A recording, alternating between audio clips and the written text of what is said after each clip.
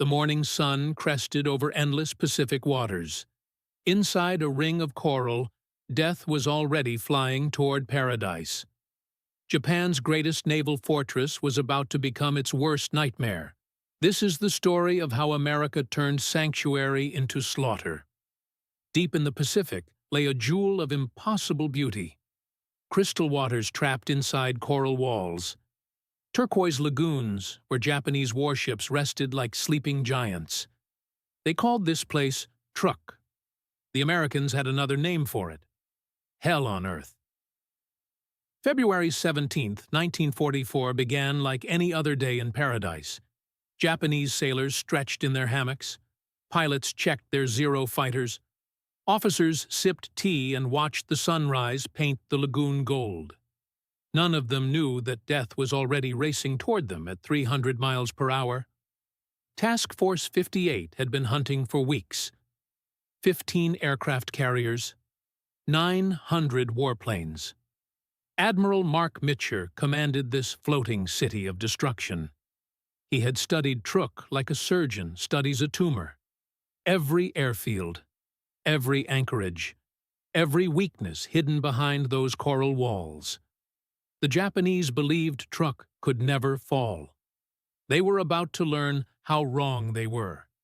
Mitschers' carriers lurked just beyond the horizon, invisible, silent, deadly. At 04:30 hours, the first wave launched into darkness. F6F Hellcats roared off carrier decks. Their engines thundered like approaching storms. Below them, the lagoon slept peacefully. That peace was about to shatter forever. The Hellcats dropped low over the waves. Water spray kissed their wings. Pilots gripped their controls with sweating hands. Ahead lay the most heavily defended base in the Pacific. Behind them sailed the most powerful fleet ever assembled. This was their moment. Dawn light touched the lagoon just as the first Hellcats screamed overhead. Japanese sentries looked up in confusion. Those weren't Zero fighters. Those were enemy aircraft. Hundreds of them. The sky was black with American warplanes. Panic erupted across the airfields. Sirens wailed. Men ran for cover. Pilots sprinted toward their aircraft. But they were already too late. The storm had arrived. Machine guns opened fire like deadly typewriters. 650 caliber weapons per Hellcat. Armor-piercing rounds shredded Japanese planes before they could even start their engines. Fuel tanks exploded in chains of fire. Ammunition cooked off in brilliant flashes. The airfields became furnaces. One American pilot remembered the carnage below. They looked like toys scattered by an angry child. Broken wings everywhere. Twisted metal. Bodies running through smoke and flames. It was too easy, almost shameful. Within minutes, over 100 Japanese aircraft were burning wrecks. The pride of the Imperial Navy died without firing a shot. Zero fighters that once terrorized the Pacific now fed fires that would burn for days. The myth of Japanese air power died with them. But the slaughter had only begun. Wave 2 was already approaching. TBF Avenger torpedo bombers skimmed the lagoon surface. Their shadows raced across crystal water toward sitting duck targets. Japanese ships anchored in perfect formation. Helpless. Doomed. The lagoon had become a shooting gallery. Freighters loaded with supplies, tankers full of precious fuel, warships that had sailed proudly across the Pacific. All of them trapped inside coral walls with nowhere to run. The hunters had become the hunted. Torpedoes dropped like deadly fish. Mark 13s sliced through water toward steel hulls. The first hits came within seconds. Fujikawa Maru took a torpedo amidships. Her cargo of aircraft and ammunition exploded like a volcano. The blast was visible for miles. Debris rained from the sky like deadly hail. Nearby ships shuddered as shock waves rolled across the lagoon. Ikoku Maru disintegrated completely. One moment, she was a proud vessel. The next, she was scattered atoms and floating wreckage. Hundreds of men vanished in an instant. The sea swallowed their screams. More torpedoes found their marks. Ships that had seemed invincible cracked open like eggshells. Steel plates peeled away like flower petals. Sailors leaped into water that burned with spreading oil fires. Many never surfaced again.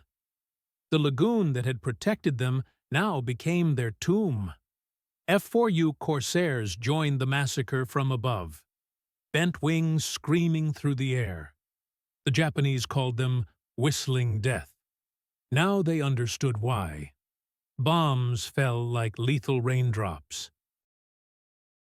The destroyer Oiti took a direct hit that broke her spine. She folded in half and sank in minutes. Her crew had no chance to escape. Smoke columns rose like black pillars supporting the sky. The smell of burning fuel and flesh drifted across paradise.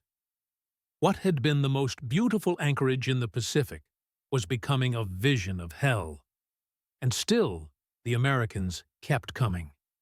The second day brought no mercy. Japanese ships trying to flee the lagoon sailed straight into more American steel. The battleship Iowa waited offshore like a patient executioner. Her 16-inch guns could throw shells heavier than automobiles.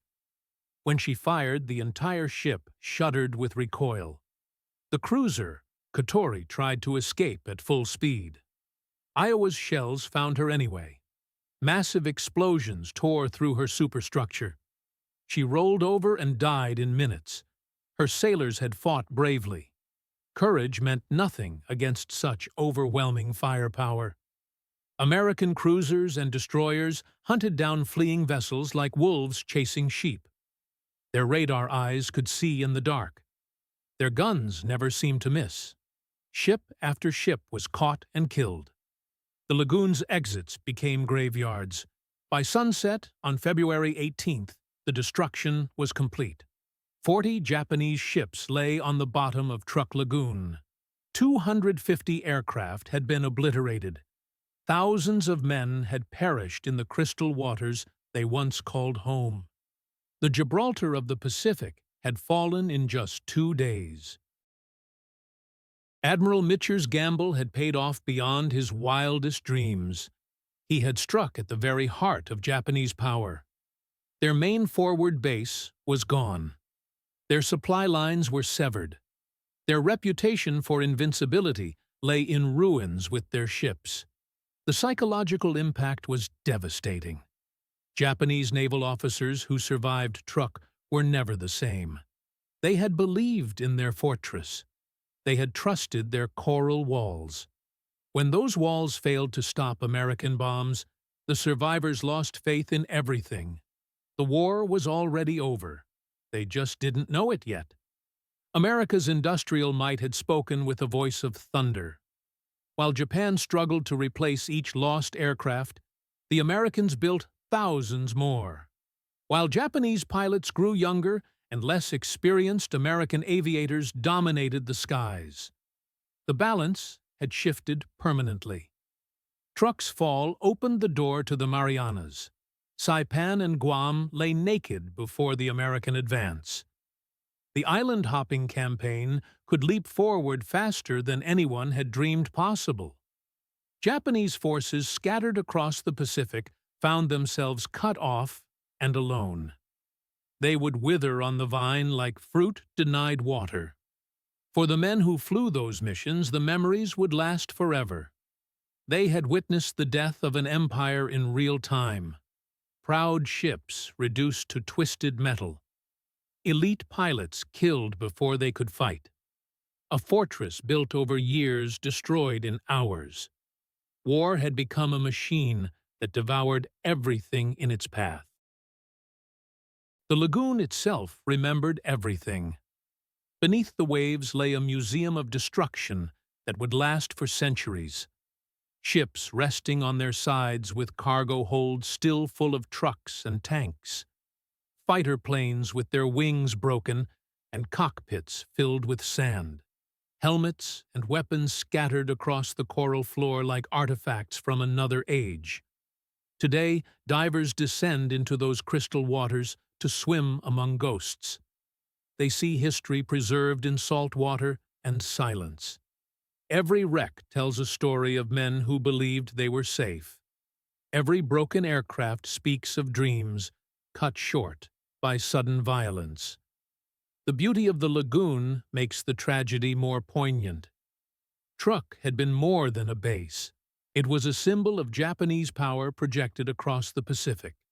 When it fell, that symbol died with it. The rising sun flag would never again wave over waters it controlled completely. The tide had turned and would never turn back. Operation Hailstone proved that modern warfare belonged to whoever could build the most machines the fastest. Japan had chosen to worship tradition and fighting spirit. America had chosen to worship assembly lines and mass production. When those philosophies collided, steel crushed spirit every time. The Zero fighter had once seemed invincible. Graceful and deadly, it had terrorized Allied pilots across the Pacific. But grace meant nothing against the brutal efficiency of the F6F Hellcat. The Hellcat was built like a flying tank. It could absorb punishment that would destroy a Zero.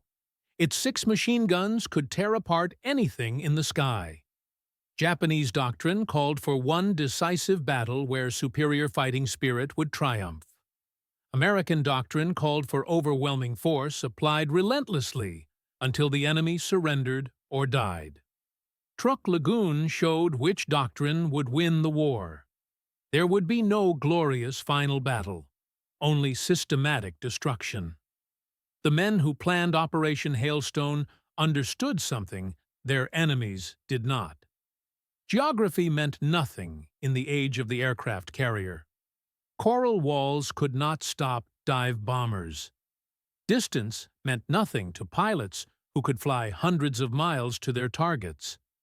The ocean that had once protected Japan had become a highway for American power. When the last American aircraft returned to their carriers, Truk Lagoon burned like a Viking funeral pyre.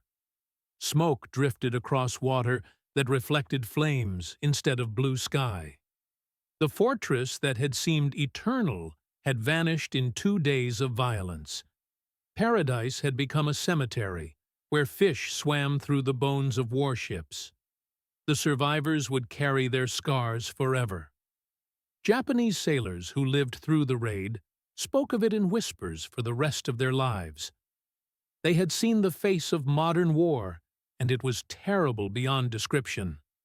Ships that had seemed strong as mountains cracked open like eggs. Men vanished in explosions that left no trace they had ever existed. But the real victory was not measured in sunken ships or destroyed aircraft. It was measured in the collapse of Japanese confidence. Their commanders no longer believed they could win. Their pilots no longer trusted their machines. Their sailors no longer felt safe in any harbor. The war had become a matter of time rather than outcome. Truk Lagoon today is peaceful again. Tourist boats carry divers to explore the underwater museum. Coral grows over gun barrels. Tropical fish swim through shattered portholes. Nature has reclaimed what man destroyed. But the ghosts remain in the crystal water. They remind us that even the strongest fortress is only as strong as the men who defend it. The lagoon burned for weeks after the attack. Oil fires drifted across water that had once been paradise. When those fires finally died, the world had changed forever. Japan's empire was dying. America's dominance was born. And in the depths of Truk Lagoon, history slept among the coral and the ruins. Operation Hailstone was more than a military victory. It was proof that the age of the battleship was ending. Aircraft carriers had become the new capital ships. The side that controlled the air would control the sea. Japan learned this lesson too late to save their empire, but they learned it in the most brutal way possible. The crystal waters of Truk Lagoon hold secrets that will never be disturbed. Ships full of ammunition that could still explode. Aircraft with fuel in their tanks. The ghosts of men who died believing they were safe behind coral walls. Every wreck is a monument to the speed with which power can vanish from the earth. Today, the lagoon is quiet except for the sound of diving equipment and boat engines, but if you listen carefully, you might still hear echoes of that terrible morning when the sky opened and paradise died. The water remembers everything. The coral holds it all. And somewhere in the depths, the ghosts of February the 17th, 1944, still guard their underwater graveyard.